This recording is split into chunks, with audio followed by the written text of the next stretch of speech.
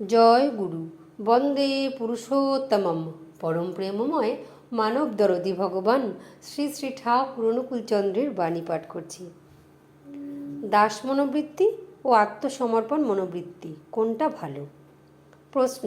শ্রী শ্রী ঠাকুরকে একজন প্রশ্ন করলেন, ইষ্টানুসরণে যারা চলে তাদের মনোবৃত্তি কেমন থাকে সাধারণত? পরিণতি বা কী হয় তাদের? শ্রী শ্রী ঠাকুর বললেন, অনুসরণকারীদের মধ্যে দুই দল আছে। এক দলের স্লেভ মেন্টালিটি অর্থাৎ দাস মনোবৃত্তি, আর আরেক দলের সারেন্ডার মেন্টালিটি অর্থাৎ আত্মসমর্পণের মনোবৃত্তি। স্লেভ মেন্টালিটি দাস মনোবৃত্তি আসে তখন যখন প্রত্যাশার টানে বা পাওয়ার লোভে ইষ্টকে ধরে চলে, আর তাকে পরিপূর্ণ করে আত্মপ্রসাদ লাভের আগ্রহ যখন প্রবল হয় তখন হয় সারেন্ডার মেন্টালিটি আত্মসমর্পণের মনোবৃত্তি।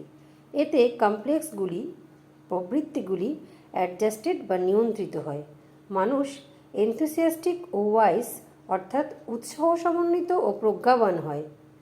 সারেন্ডার মেন্টালিটি আত্মসমর্পণের মনোবৃত্তি হলে মানুষ কর্মজীবনের মজা কিছুটা বোঝে। স্লেভ মেন্টালিটি দাস মনোবৃত্তি হলে আফসোস ও অভিমানী সম্বল হয়।